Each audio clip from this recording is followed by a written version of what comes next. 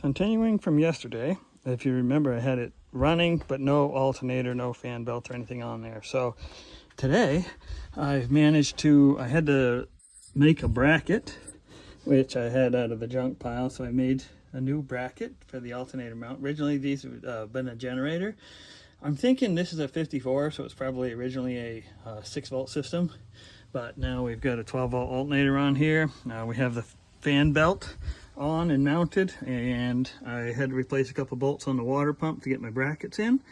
So what we've got here is a wider fan belt than what you're probably used to seeing on modern cars, and I'm thinking that pulley came off a different vehicle. It might have been off this one. There's a bunch of different widths. This fan belt looks a little bit wide for this pulley, but we'll see how it goes. It should be fully engaged, and you see it's at the top, and over there you've got, well, you can see it's got a little bit better, but this is what, again, we've had an awful lot of problems with wrong parts, but my books say this should be the correct width. Now, because this alternator being on here is clearly the alternator's off a different vehicle, I thought that might be the original pulley because it looks like an old pulley. It's a wide groove pulley. So we'll see. I think it'll probably work, and it may wear in a little bit, so we may have to do some adjustment, but I got everything kind of working here. And so that would be the next step, would be probably radiator. Although if I was really on my game, I would probably take care of wiring first, but wiring is less exciting.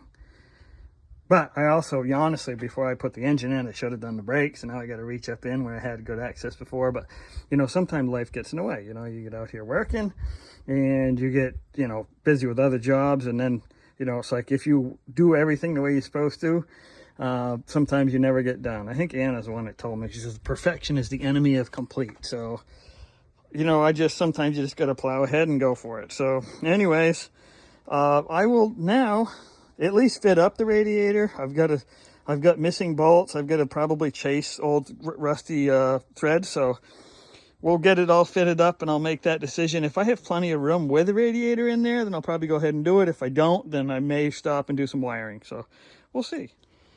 Okay, radiator bracket. We talked about that. I just kind of set that in there. I have two brackets.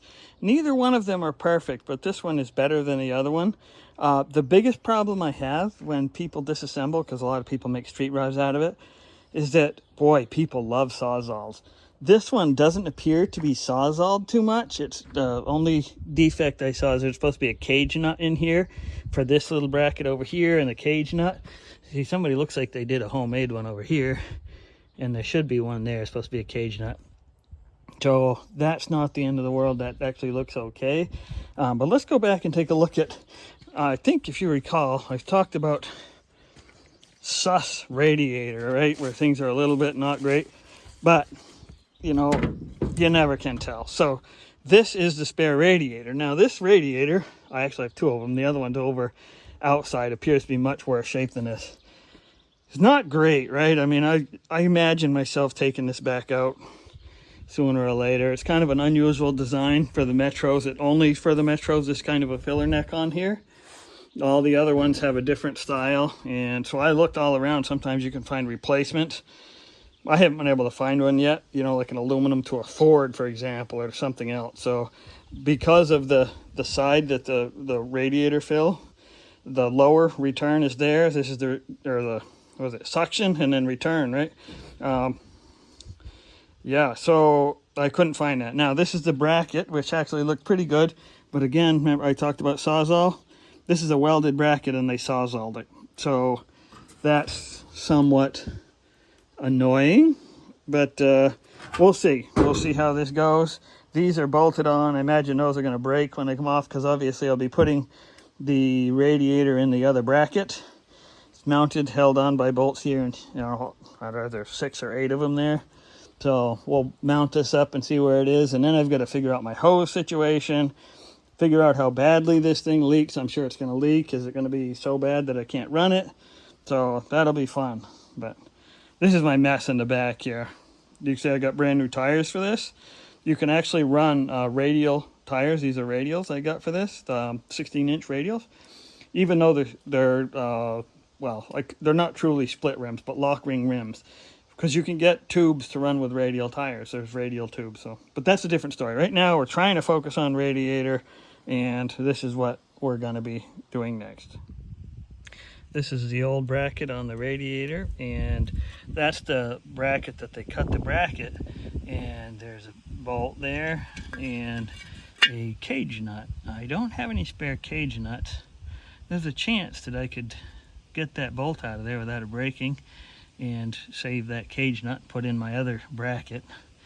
I actually got this side out, and basically this is a very simple procedure involving lots of heat. So when you put heat, like with a torch on bolts, you can expand them up and they will come out easier generally.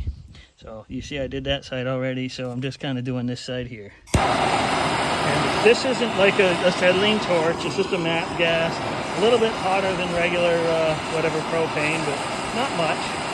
But hopefully it gets it out. So we'll see how it goes.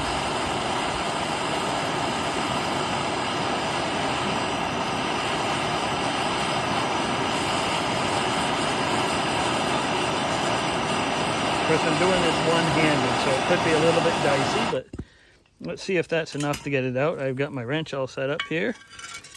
Hopefully I've got it turning the right direction. A little knee here, because I don't have another.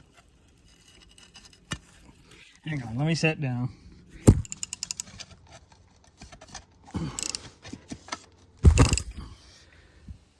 So my camera automatically pauses. When I set it down before, it paused. But anyways, I was putting heat on, and I had to get two hands on the wrench. I thought I was actually filming. I'm talking to myself out here for a little while.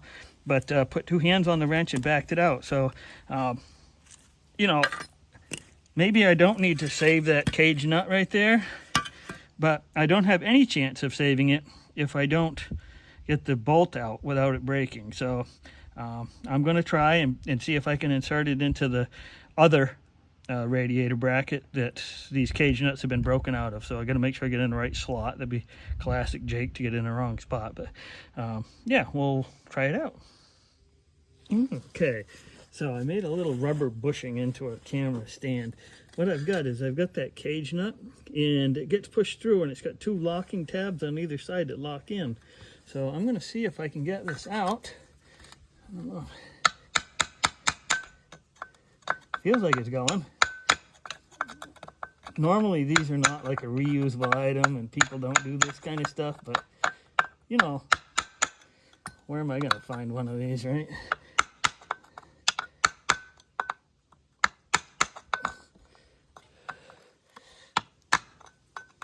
I'm getting it, believe it or not.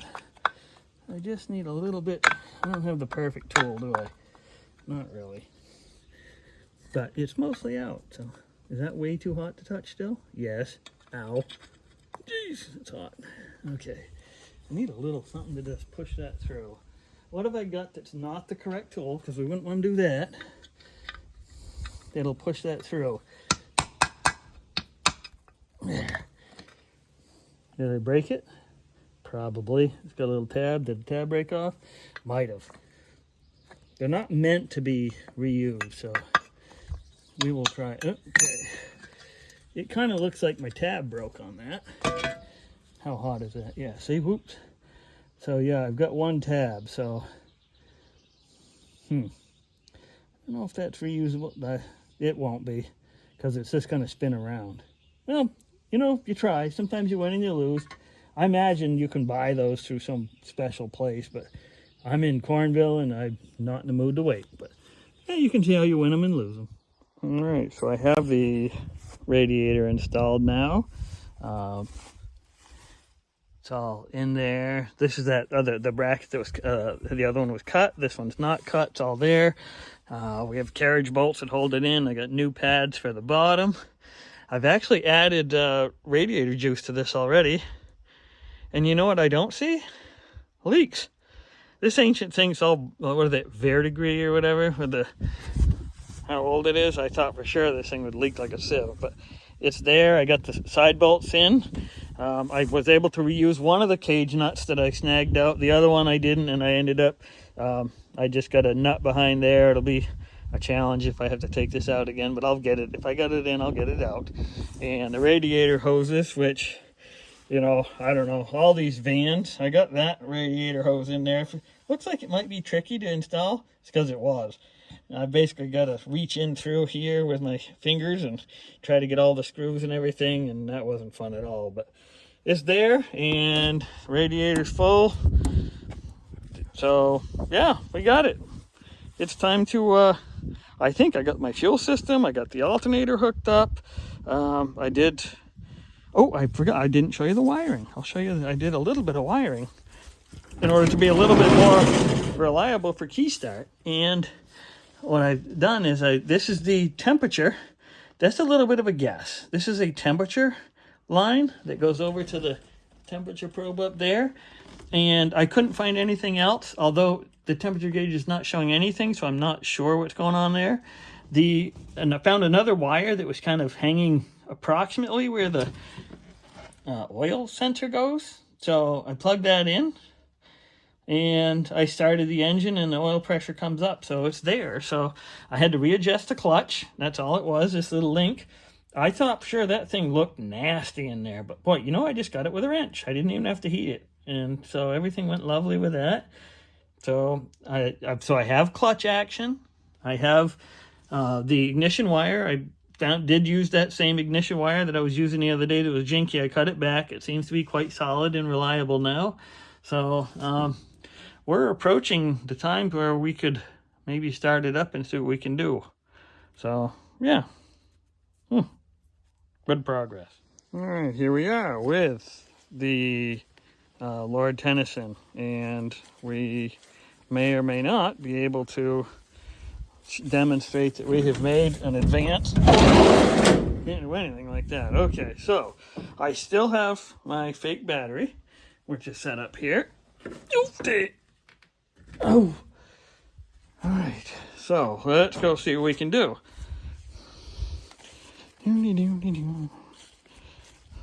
Mr. Metro van. My sidekick. There's only one seat. I just have to hold on and hope nothing happens. What do you mean, like this?